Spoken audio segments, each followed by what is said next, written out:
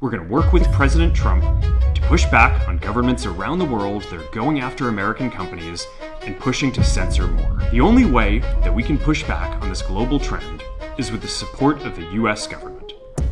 And that's why it's been so difficult over the past 4 years when even the US government has pushed for censorship. By going after us and other American companies, it has emboldened other governments to go even further. Was that? Yes. So, hey, I'm sorry to scare you guys, but I kind of got really into that. But yes, I want the government that is responsible for the safety of American people. I want them to go after companies, social media companies that are not putting a filter on misinformation that is harmful to people. So Zuckerberg, hey Zuck, you suck. That's simple. Hey, you guys can take that quote, do what you want with it. I would advise you post it everywhere on Facebook. Zuck sucks. And this is what I've been saying since day one. Okay. And this is nothing like, you know, you have to be like super deep into politics and just, you know, have this, you know, super genius moment. No, corporations do not care about you and me. These institutions, these social media platforms do not care about you. That's simple. So, especially when it comes to freedom of speech, which we're going to get into with Zuckerberg. Hey, that sounds like a good name. Zuckerberg. They don't care about freedom of speech. They don't care about your rights. They don't care about blah, blah, blah.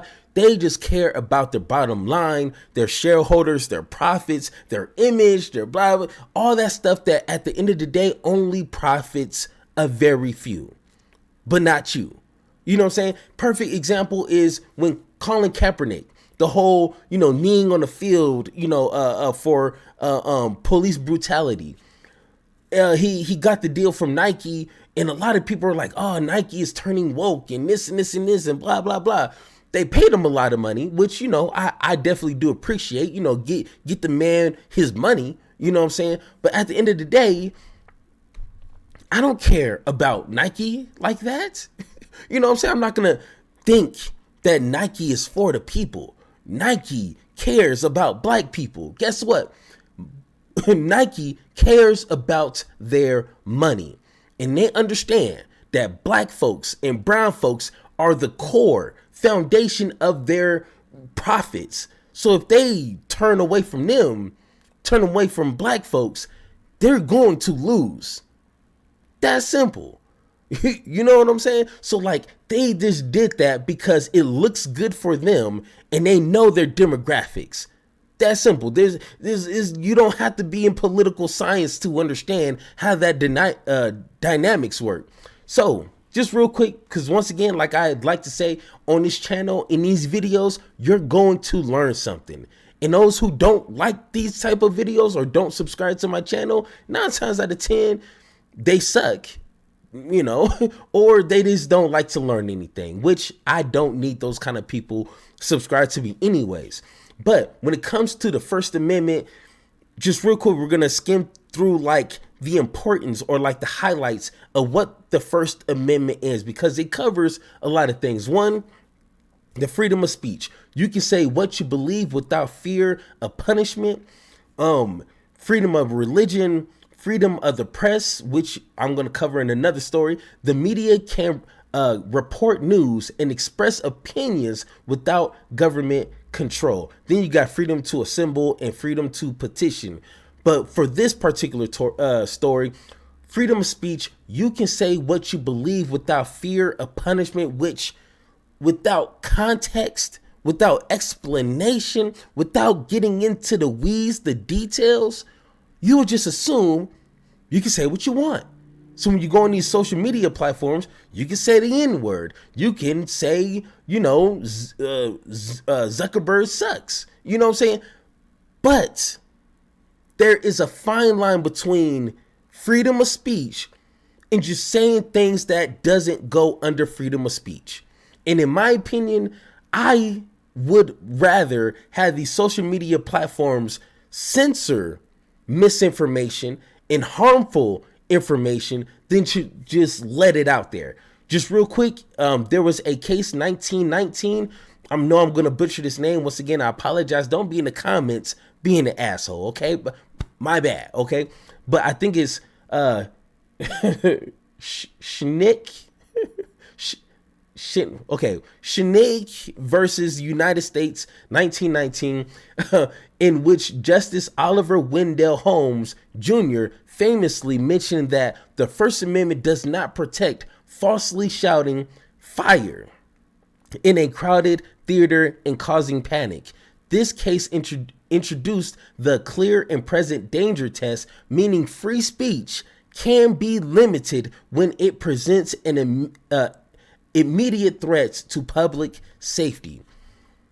For example, during the COVID-19 pandemic, people going on Facebook, Twitter, YouTube, and wherever saying, hey, the pandemic is not a big deal. You're not going to get sick. You're not going to die from it. All the news and statistics that you're reading and seeing and hearing, it's all fake. They just want you scared. They just want X, Y, and Z conspiracy, you know, fill in the blanks. And now it's putting people's health, their lives in danger. So in my opinion, you censor that. You get that off your platform. That is not good faith conversation whatsoever. That's people, in my opinion, trying to capitalize off of false information. That's simple. But let's talk about why Zuckerberg sucks. And when it comes to these social media platforms bending the knee to Donald Trump. Let's take a listen. Moving on to different news, is Mark Zuckerberg protecting free speech or is he bending the knee? That is what a lot of people are asking and debating right now since Zuck, the CEO of Meta, announced some absolutely massive changes to the way that the company will be handling content moderation on its platforms. Right? And chief among them is Zuck announcing that the company is ending its third-party fact-checking program in favor of a community notes system similar to X. And the system set to be rolled out in the US only at first over the next couple of months. After Trump first got elected in 2016, the legacy media wrote nonstop about how misinformation was a threat to democracy. We tried in good faith to address those concerns without becoming the arbiters of truth. But the fact-checkers have just been too politically biased and have destroyed more trust than they've created, especially in the US. And with that, it's true, Meta launched its initial fact-checking system way back in 2016, shortly after Donald Trump was elected. And it worked by running information on its platforms through third-party fact-checkers certified by the International Fact-Checking Network and the European Fact-Checking Standards Network. And this program eventually involved more than 90 organizations that would fact-check posts in more than 60 languages. So in the US, for example, that included groups that you may have heard of, such as PolitiFact and FactCheck.org. And according to Meta's website, the first step in the process would be identifying potential misinformation, which would be done automatically by way of community input or through the efforts of fact checkers. Then the next step would be reviewing the content with fact checkers labeling content false, altered, partly false, missing context, satire, or true. From there, Meta said that it would work to ensure that people are clearly informed about misinformation, that fewer people see misinformation in the first place, and that repeat offenders are dealt with in some way. Right? And those fact checking measures applied to any posts on Facebook, and then they expanded to include Instagram in 2019 and Threads last year. Now, notably, with all that, according to places like the New York Times, multiple studies have shown that interventions like Facebook's fact checks were effective at reducing belief in falsehoods and reducing how often such content was shared. On the other hand, some say the community notes approach is less effective, at least on X, where they require consensus from users with varying perspectives before a fact check is published. Right? So, time out, okay? So Zuckerberg, he wants to get rid of a system that fact checked anything, not just Republicans, anything through actual institutions or identities that has the information to fact check something and then label as needed. He wants to replace that with community notes that users, regular folks like you and I, and trust me, a lot more dumber, can fact check information. How does that make sense?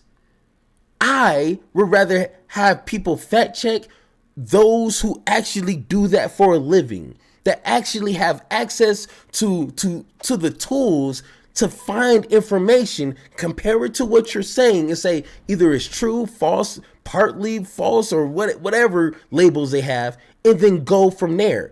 I don't trust Billy Joe Bob to read what I posted on Twitter and say, oh, this is false, so I'm going to vote that this. No. Billy Joe Bob doesn't know what the hell he's talking about. So why are we giving him any leeway into deciding what's true and what's false? That's not how fact checking works. That's like opinion checking. That's not what we need, Zuckerberg.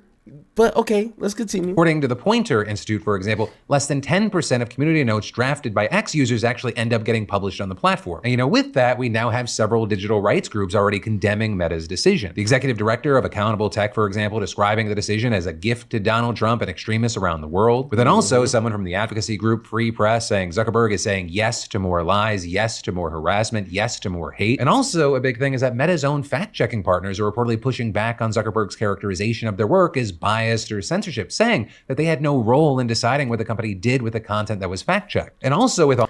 And that's a good point. That is a good point. Whose fault is it if the Republican voters and the talking heads are so consistent with the misinformation that these institutions that are fact-checking have to spend 90% of their time fact-checking Republicans than they do Democrats or any other person? Whose fault is that? It's not my fault that Republicans are dumb as hell and they can't tell the truth from a lie, or they're opportunists and they know the difference between the truth and the lie, but they rather capitalize off of misinformation. Whose fault is that, Zuckerberg? Not my fault, not political's fault, not these institutions that are built to fact check. It's not their fault. That's just what they're giving the information to fact check. But okay, I guess I'm crazy. I don't know. All of this, of course, you have many saying fact-checking has become more politicized, with Axios being one outlet to share research saying this has contributed to a decline in the number of fact-checking sites globally. Like in North America, for instance, the number of active fact-checking sites reportedly decreased from 94 to 90 from 2020 to 2023. And also with this isn't the most shocking, right? We've already seen Zuckerberg and Meta kind of backtracking on this issue before. Right, last August, for example, Zuckerberg claimed that the Biden White House pressured Meta to censor COVID-19 content during the pandemic. And now, with this latest announcement, you have Zuckerberg really seemed to be weighing in on this larger conversation rather than a specific case. There's been widespread debate about potential harms from online content. Governments and legacy media have pushed to censor more and more. A lot of this is clearly political, but there's also a lot of legitimately bad stuff out there. Drugs, terrorism, child exploitation. These are things that we take very seriously, and I want to make sure that we handle responsibly. So we built a lot of complex systems to moderate content. But the problem with complex systems is they make mistakes. Even if they accidentally censor just 1% of posts, that's millions of people. And we've reached a point where it's just too many mistakes and too much censorship. And with that, No, Zuckerberg. You know what I think it is? You know what I think it is? And once again, I'm not big into conspiracies, but if I had to kind of dip a toe into the conspiracy pool, I would say that you went to Trump. Trump said, hey, either you put up or you pack up, and you decided to follow suit, get on your knees and kiss the ring. And all of a sudden, oh, yeah, the 1%, oh, no. You don't want to fact check the hell out of idiots that are in the Republican Party because you don't want to face the consequences of actually standing on business, standing on principle, standing on standards, standing on integrity. You don't want to do that. You ain't got the heart for that. Which, hey, not everybody's built like that. Trust me. But don't sit here and pretend, oh, we're gonna, make sure we're focusing on, X, Y, and Z because, that's a real threat. No. Also is misinformation, because we already seen the results of that. I done made billions of videos about it. Misinformation is probably one of the biggest issues that we need to deal with. But Like I said, ain't not everybody built for that. The end of this kind of fact checking, it's just one of the changes meant to deal with what's been referred to as the censorship problem. Right? And so, for instance, with that, Meta will reportedly stop limiting political content. With Zuckerberg also saying that Meta will be removing restrictions on topics like immigration and gender that are, in his words, out of touch with mainstream discourse. And then, in addition to all that, you have him revealing that Meta's trust and safety and content moderation teams would be moved from California to Texas. Hey, that's an important line right here. From California shifting to Texas. I wonder why from California to Texas. Once again, I'm not big in conspiracies, but it looks a little weird to me. It looks a little shady. And this whole, he says, we're out of touch with the mainstream Discord. So you're saying that you want to give, just unleash these hateful, bigoted people who are going to slander and falsify information against immigrants, trans people, gay people, black people. You think that's okay? Them saying there that that would, quote, help remove the concern that biased employees are overly censoring content. And then, in addition to all that, Meta will reportedly be refocusing its automated filters on scanning for what he called illegal and high-severity policy violations such as terrorism, child sexual exploitation, drugs, fraud, and scams, relying on users to report low-severity violations before it takes action. And with all this, you had Zuck notably acknowledging the potential downside. The reality is that this is a trade-off. It means we're going to catch less bad stuff, but will also reduce the number of innocent people's posts and accounts that we accidentally take down. With all this, one of the things that's been very interesting to look at is the kind of variation in the media's coverage of this story, right? When you look out, you see CNN, for example, emphasizing in a headline the fact that Zuck has acknowledged that more harmful content will appear on Meta platforms now. But then, on the other side of this, you have Fox News painting a more positive picture, highlighting the idea that this is about free expression. Now, once again, I don't want to, simplify people's opinions when it comes to a story like this. But once again, like I've always said, if you find yourself in the camp of, like this story here, Fox News is excited for this. I wonder why. And CNN, of course, is like, hey, this could be more problems than trying to eliminate problems. If you find yourself in the same camp as a Fox News being excited about this, not saying you're a bad person, but I would just sit down and reflect on why you think that. And then think about why Fox News agrees with this and see where it might align up. And you might want to check yourself because, once again, a broken clock is right twice a day. I get that. But I would seriously question myself, my motives or my opinions, if it aligns with someone like a Tucker Carlson or Charlie Kirk. I would examine myself a little deeper just to make sure I'm not clinging on to misinformation or have a skewed perspective of a situation, because those type of people are hateful people. I don't care what you say. Those are hateful people. I want to create as much distance from people like that as possible.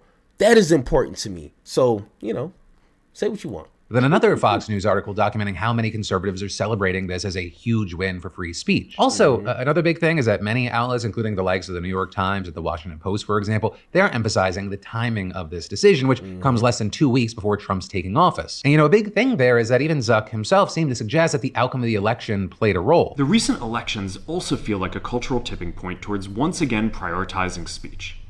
So we're going to get back to our roots and focus on reducing mistakes, simplifying our policies, and restoring free expression on our platforms. And with all that, you had Zuckerberg saying that Meta would work with the incoming Trump administration to promote free speech around the world. We're going to work with President Trump to push back on governments around the world that are going after American companies and pushing to censor more. The only way that we can push back on this global trend is with the support of the US government. And that's why it's been so difficult over the past 4 years when even the US government has pushed for censorship. By going after us and other American companies, it has emboldened other governments to go even further. Yes. So, hey, I'm sorry to scare you guys, but I kind of got really into that.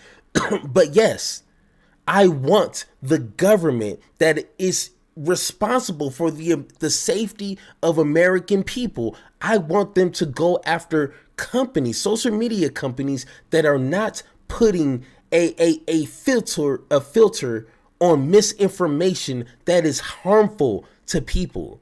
Saying that Haitians are illegal, or the ones that are in Springfield, just to be more specific, one, they're illegal immigrants, and two, that they're eating your cats and dogs. If you understand the situation that happened after that blatant lie, no truth to it, not one piece of evidence, it caused craziness in that small town. That one lie caused so much trauma, I can imagine, to Haitian people that lived in Springfield. Once again, you should not just be able to go on Facebook, say what you want without consequences. And I need my government to be responsible and handle corporations like that. That's simple. But no, everyone... idiots, bro. Zuckerberg here citing Europe, for example, as one place with, quote, an ever-increasing number of laws institutionalizing censorship and making it difficult to build anything innovative there. With that, looking at how people are talking about this, interestingly, you have the Wall Street Journal saying that Meta's decision to remove restrictions on certain types of speech, it echoes the approach taken by Musk after he bought X. Which, on that note, Musk actually reshared a post celebrating Meta's decision to implement X-style community notes. Also, regarding the timing of the Meta announcement, you had multiple outlets, like NBC News in this case, describing the changes as part of a broader effort among CEOs and business leaders currying favor with the incoming Trump administration. And to that point, Meta, along with several other tech companies, they've all donated $1 million to Trump's inaugural fund. Also with Zuckerberg. Hey, I think to that point, Meta, along with several other tech companies, this right here, come on now, let's not forget, this right here means something. These are the breadcrumbs that we must follow to understand. Like, of course, we're not going to understand someone's 100% motives unless they tell us. But if you follow the breadcrumbs that they leave, and they will leave, then you can get to a better analysis of someone's movement, their intentions. Why? Why did they donate $1 million? I genuinely want to know why. I don't know. Sounds a little sketchy to me. They've all donated $1 million to Trump's inaugural fund. Also with Zuckerberg, he dined with Trump at Mar-a-Lago back in November. And then internally within the company, they recently appointed Republican Joel Kaplan to lead its policy team, as well as announcing that UFC's Dana White, a longtime supporter and friend of Donald Trump, would join its board. And so, of course, with all this, depending on... That's the same Dana White that said, "Oh, I don't never want to mess with politics again." Shut up, bro. I swear, these dudes are nothing but opportunists. In and out from beginning to end. None of them have any standards whatsoever. And that's what is just draining just people. Knowing that there's greedy people that don't stand on business whatsoever, and they'll do anything. They'll say anything just for that extra dollar. That's pitiful to me. And where you're going on the internet, very different reactions. You go one place, you see a lot of people raising concerns about the possibility that Meta is doing this to appease Trump and saying that the changes here are going to make misinformation worse. But then you go to a different corner of the internet and you see people praising the decision and seeing it as a huge win for free speech. And so with all that, I got to pass the question off to you. Oh, you want to pass? Okay, I will take it over from here. Do not believe anything from these institutions, especially if they are talking about people's, freedom of speech or anything to do with their rights.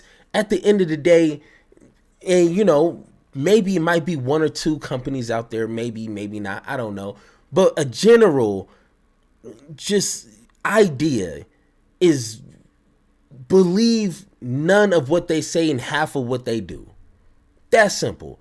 And just like Zuckerberg here, they will sit here and flip-flop and cry when it's Democrats, and then they'll sit here, turn, on a dime on everything when Republicans get into office. I'm not going to take what they say seriously. Once again, they are literally just a roadblock for the progression that the American people need. No ifs, ands, or buts about it. So I will never sit here and be like, "Oh, Facebook is for the people." No, they're not. Don't think so. Don't believe anything they say. in half of what they do, and probably not even half of what they do, probably like a quarter of that. But hey guys, thank you for watching. If you agree or disagree with anything I said in this video, let me know in the comments down below, or hit that Discord button so me and you can have that one-on-one talk. And like always, let's have that conversation.